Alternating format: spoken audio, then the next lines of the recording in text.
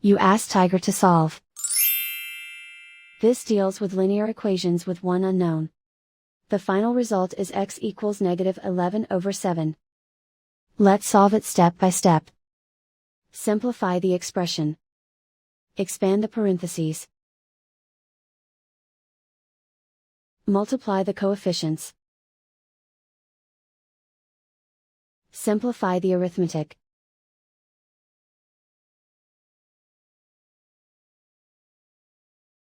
Expand the parentheses.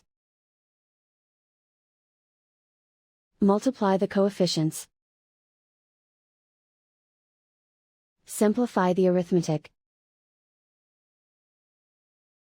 Group all L terms on the left side of the equation. Subtract 8x from both sides. Group like terms. Simplify the arithmetic. Group like terms.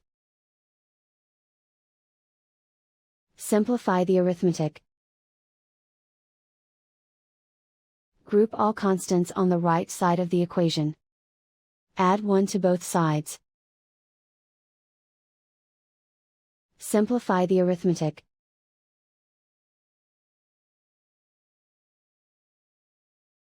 Isolate the L. Divide both sides by 7.